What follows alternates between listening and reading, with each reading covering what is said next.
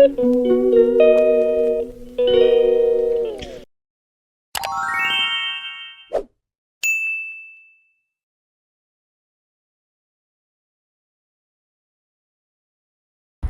Guys, അപ്പോൾ എല്ലാവർക്കും എൻ്റെ പുതിയ വീഡിയോയിലേക്ക് സ്വാഗതം. അപ്പോൾ എല്ലാവർക്കും ആദ്യം തന്നെ ഹാപ്പി ഓണം. അപ്പോൾ നമ്മുടെ പൂക്കളൊക്കെ കണ്ടല്ലോ, ഇതാണ് നമ്മൾ മേടിച്ച പൂവ്. കുറച്ച് പൂക്കളെ മേടിച്ചിട്ടുണ്ടായിരുന്നുള്ളൂ. അപ്പോൾ രാവിലെ തന്നെ നമ്മൾ പൂവ് ഇറക്കാനായിട്ട് കത്രയും കൊണ്ട് ഇറങ്ങിയിട്ടുണ്ട്. ഞാനും ഏച്ചിയും കൂടി ആയിരുന്നു പൂവിട്ടതും പൂവിറുത്തതും ഒക്കെ ചെയ്തത്.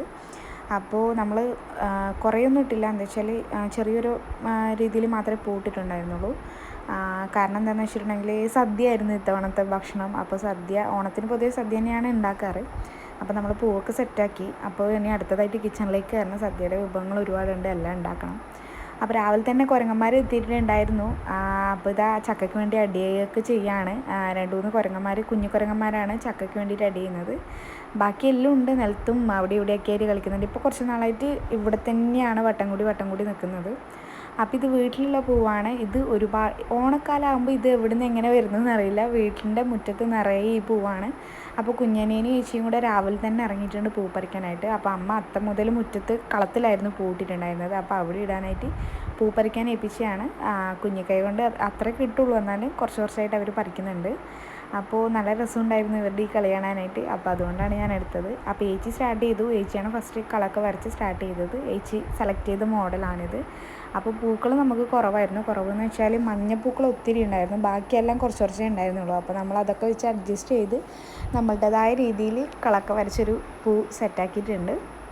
അപ്പോൾ എല്ലാവർക്കും ഇഷ്ടപ്പെട്ടു എന്ന് വിചാരിക്കുന്നു. ഇഷ്ടപ്പെട്ട എല്ലാവരും ഒന്ന് കമൻറ്റ് ചെയ്യണേ. അപ്പോൾ ഇതൊക്കെ സദ്യയുടെ വിഭവങ്ങളാണ്. അവിയലിൻ്റെ സാധനങ്ങളൊക്കെ വേവിച്ച് വെച്ചിട്ടുണ്ട്.